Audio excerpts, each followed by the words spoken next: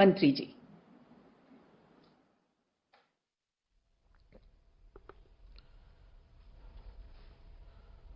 नमस्कार। इस कार्यक्रम में उपस्थित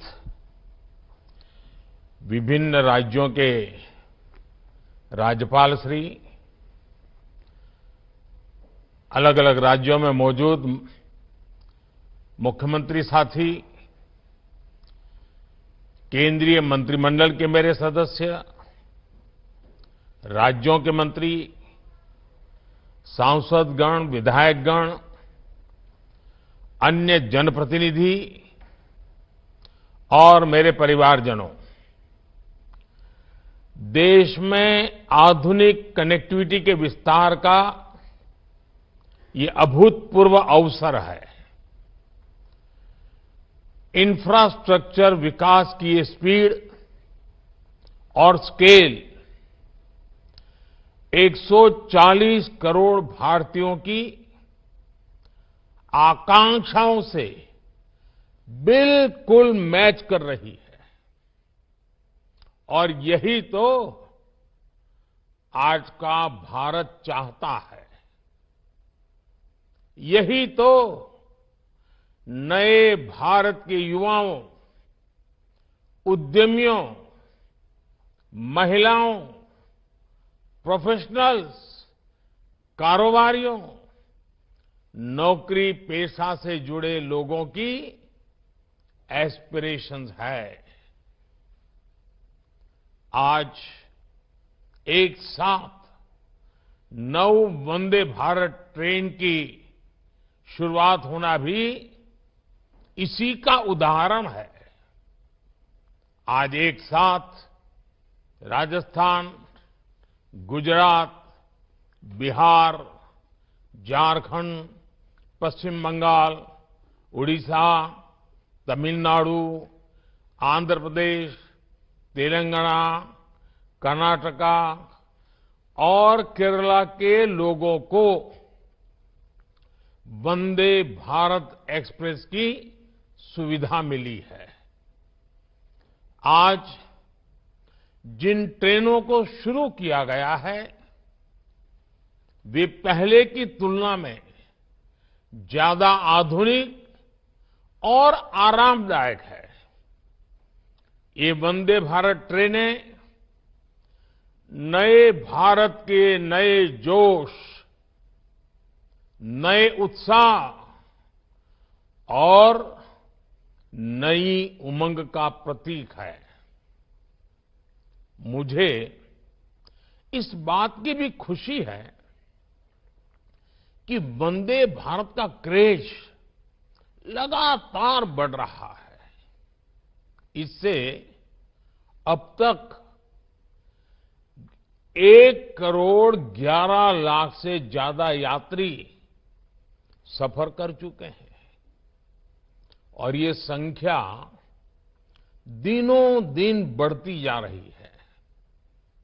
साथियों, देश के अलग अलग राज्यों और केंद्र शासित प्रदेश के लोगों को अब तक 25 वंदे भारत ट्रेनों की सुविधा मिल रही है।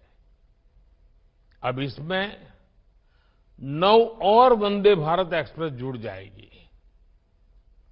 वो दिन दूर नहीं जब वंदे भारत देश के हर हिस्से को कनेक्ट करेगी। मुझे खुशी है कि वंदे भारत एक्सप्रेस अपने उद्देश्य को बखूबी पूरा कर रही है। ये ट्रेन उन लोगों के लिए बहुत महत्वपूर्ण हो गई है जो सफर का समय कम से कम रखना चाहते हैं। ये ट्रेन उन लोगों की बहुत बड़ी जरूरत बन गई है जो दूसरे शहर में कुछ घंटों का काम खत्म करके उसी दिन लौट आना चाहते हैं। वंदे भारत ट्रेनों ने पर्यटन और आर्थिक गतिविधियों में भी तेजी ला दी है। जिन जगहों तक वंदे भारत एक्सप्रेस की सुविधा पहुंच रही है, वहां पर्यटकों की संख्या बढ़ रही है। पर्यटकों की संख्या बढ़ने का मतलब है वहां कारोबारियों, दुकानदारों की आय में भी बढ़ोतरी हो रही है। इससे वहां रोजगार के नए अवसर भी तैयार हो रहे हैं। मेरे परिवारजनों, भारत में आज जो उत्साह और आत्मविश्वास का वातावरण बना है, वैसा पिछले कई दशकों में नहीं बना था। आज हर भारतवासी अपने नए भारत की उपलब्धियों से गौरवान्वित है। चंद्रयान-3 की सफलता ने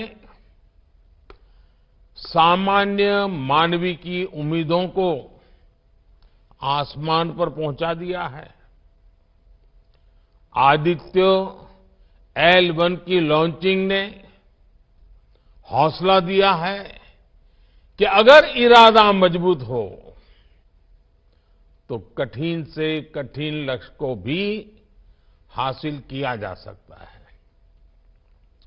G20 समिट की कामयाबी ने ये विश्वास दिया है कि भारत के पास डेमोक्रेसी, डेमोग्राफी और डायवर्सिटी की कितनी अद्भुत ताकत है।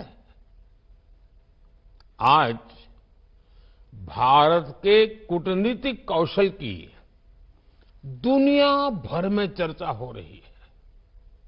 हम हमारे विमेन लेड डेवलपमेंट के विजन को दुनिया ने सराहा है।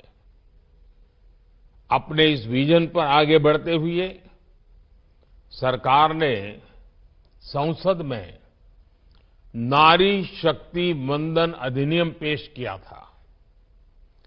नारी शक्ति वंदन अधिनियम के आने के बाद हर सेक्टर में महिलाओं के योगदान और उनकी बढ़ती भूमिका की चर्चा हो रही है। आज कई रेलवे स्टेशनों का संचालन भी पूरी तरह से महिला कर्मचारियों द्वारा किया जा रहा है। मैं ऐसे प्रयासों के लिए रेलवे की सराहना करता हूं। देश की सभी महिलाओं को नारी शक्ति वंदन अधिनियम के लिए फिर से बधाई देता हूं। साथियों, आत्मविश्वास से भरे इस माहौल के बीच अमृतकाल का भारत अपनी वर्तमान और भविष्य की जरूरतों पर एक साथ काम कर रहा है। इंफ्रास्ट्रक्चर की प्लानिंग से लेकर एग्जीक्यूशन तक में हर स्टेक होल्डर में तालमेल रहे, इसके लिए पीएम गति शक्ति नेशनल मास्टर प्लान बनाया गया है। देश में ट्रांसपोर्टेशन का खर्च कम हो, हमारे एक्सपोर्ट्स की लागत कम से कम हो, इसके लिए नई लॉजिस्टिक पॉलिसी लागू की गई है। देश में ट्रांसपोर्ट का एक माध्यम दूसरे को सपोर्ट करे, इसके लिए मल्टी मॉडल कनेक्टिविटी पर जोर दिया जा रहा है। इन सारे प्रयासों का बड़ा लक्ष्य यही है कि भारत के नागरिक के लिए ईज ऑफ ट्रैवल बढ़े, उसका कीमती समय बचे। ये वंदे भारत ट्रेनें इसी भावना का एक प्रतिबिंब है। साथियों, भारतीय रेलवे देश के गरीब और मिडिल क्लास की सबसे भरोसेमंद सहयात्री है। हमारे यहां एक दिन में जितने लोग ट्रेन में सफर करते हैं, उतनी तो कई देशों की आबादी भी नहीं है। ये दुर्भाग्य रहा कि पहले भारतीय रेलवे को आधुनिक बनाने पर उतना ध्यान दिया ही नहीं गया। लेकिन अब हमारी सरकार भारतीय रेलवे के कायाकल्प में जुटी है। सरकार ने रेल बजट में अभूतपूर्व बढ़ोतरी की है। 2014 में रेलवे का जितना बजट था, इस साल उससे 8 गुना ज्यादा बजट दिया गया है। रेल लाइनों का दोहरीकरण हो, बिजलीकरण हो, नई ट्रेनों को चलाना हो, नए रूट्स का निर्माण हो, इन सभी पर तेजी से काम हो रहा है। साथियों, भारतीय रेल में यात्रियों के लिए अगर ट्रेन चलता फिरता घर होती है, तो हमारे रेलवे स्टेशन भी उनके अस्थायी घर जैसे ही होते हैं।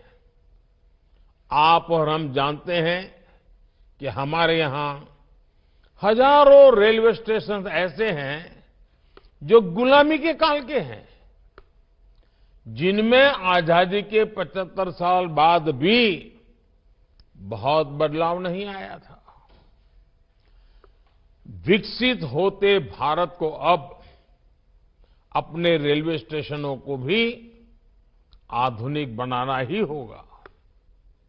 इसी सोच के साथ पहली बार भारत में रेलवे स्टेशनों के विकास और आधुनिकीकरण का अभियान शुरू किया गया है। आज देश में रेल यात्रियों की सुविधा के लिए रिकॉर्ड संख्या में फुट ओवरब्रिज, लिफ्ट्स और एस्केलेटर्स का निर्माण हो रहा है। कुछ दिनों पहले ही देश के 500 से ज्यादा बड़े स्टेशनों के रीडेवलपमेंट का काम शुरू किया गया है। अमृत काल में बने ये नए स्टेशन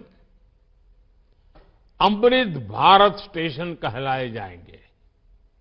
ये स्टेशन आने वाले दिनों में नए भारत की पहचान बनेंगे। मेरे परिवारजनों, रेलवे स्टेशन कोई भी हो, उसका एक स्थापना दिवस जरूर होता है, जन्म दिवस जरूर होता है। मुझे इस बात की खुशी है कि अब रेलवे ने रेलवे स्टेशनों का जन्मोत्सव यानी स्थापना दिवस मनाना शुरू किया है। हाल ही में तमिलनाडु के कोयम्बटूर, मुंबई के छत्रपति शिवाजी टर्मिनस, पुणे समेत कई स्टेशनों के स्थापना दिवस को सेलिब्रेट किया गया। कोयम्बटूर के रेलवे स्टेशन ने तो यात्रियों की सेवा के 150 वर्ष पूरे किए हैं। ऐसी उपलब्धियों पर वहां के लोगों को गर्व होना बहुत स्वाभाविक है। अब रेलवे स्टेशनों का जन्मदिवस मनाने की इस परंपरा का और विस्तार किया जाएगा। इससे ज्यादा से ज्यादा लोगों को जोड़ा जाएगा। मेरे परिवारजनों, अमृत काल में देश ने एक भारत श्रेष्ठ भारत इस विजन को संकल्प से सिद्धि का माध्यम बनाया है। 2047 के जब देश आजादी के 100 साल मनाएगा, 2047 विकसित भारत का लक्ष्य हासिल करने के लिए हर राज्य के लोगों का विकास भी उतना ही जरूरी है। पहले की सरकारों में जब कैबिनेट का गठन होता था, तब इस बात की सबसे ज्यादा चर्चा होती थी कि रेल मंत्रालय किसको मिलेगा। माना जाता था कि रेल मंत्री जिस राज्य से होगा, उसी राज्य में ज्यादा ट्रेनें चलेगी। और उसमें भी होता ये था कि नई ट्रेनों की घोषणाएं तो कर दी जाती थी, लेकिन पटरी पर बहुत कम ही उतरती थी। इस स्वार्थ भरी सोच ने रेलवे का ही नहीं, देश का बहुत बड़ा नुकसान किया, देश के लोगों का नुकसान किया। अब देश किसी राज्य को पीछे रखने का जोखिम नहीं ले सकता। हमें सबका साथ, सबका विकास के विजन को लेकर आगे बढ़ते रहना होगा। मेरे परिवारजनों, आज मैं रेलवे के अपने परिश्रमी कर्मचारियों से भी एक बात कहूंगा।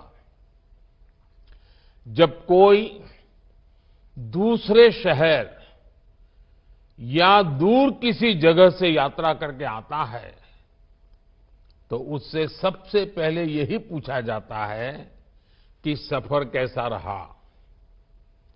वो व्यक्ति सिर्फ अपने सफर का अनुभव ही नहीं बताता, वो घर से निकलने से लेकर मंजिल तक पहुंचने की पूरी बात करता है।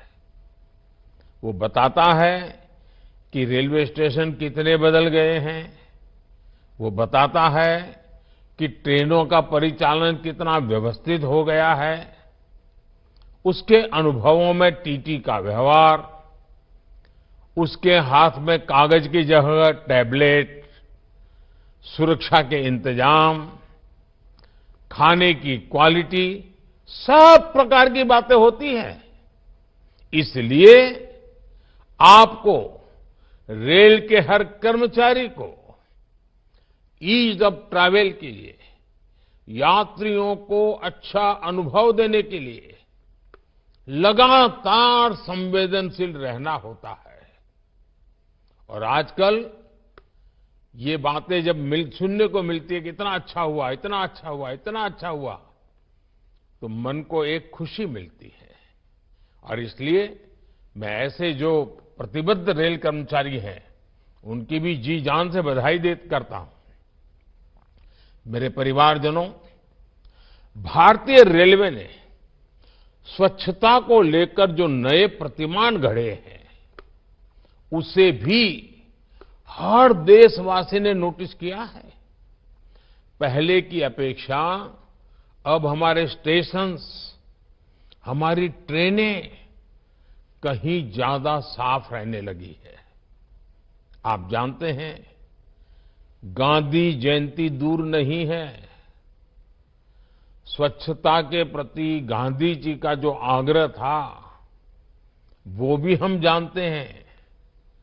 स्वच्छता के लिए किया गया हर प्रयास गांधी जी को सच्ची श्रद्धांजलि है। इसी भावना के साथ अब से कुछ दिन बाद 1 अक्टूबर को सुबह 10 बजे, याद रखिए, 1 अक्टूबर को सुबह 10 बजे स्वच्छता पर एक बहुत बड़ा आयोजन होने जा रहा है।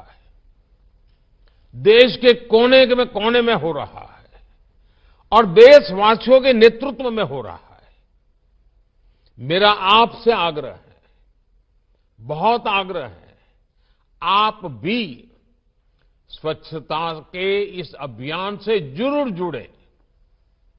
1 तारीख 10 बजे का समय अभी से पक्का कर लीजिए। गांधी जयंती पर हर देशवासी को खादी और स्वदेशी उत्पादों की खरीद का मंत्र भी दोहराना चाहिए। 2 अक्टूबर को गांधी जयंती है, 31 अक्टूबर सरदार वल्लभ भाई पटेल की जयंती है। एक प्रकार से पूरा महीना हम प्रयत्नपूर्वक खादी खरीदें, हैंडलूम खरीदें, हैंडीक्राफ्ट खरीदें। हमें लोकल के लिए ज्यादा से ज्यादा वोकल होना ही है। साथियों, मुझे विश्वास है कि भारतीय रेल और समाज में हर स्तर पर हो रहा बदलाव विकसित भारत की और एक महत्वपूर्ण कदम साबित होगा। मैं एक बार फिर नई वंदे भारत ट्रेनों के लिए देश के लोगों को बहुत बहुत शुभकामनाएं देता हूं। बहुत बहुत धन्यवाद।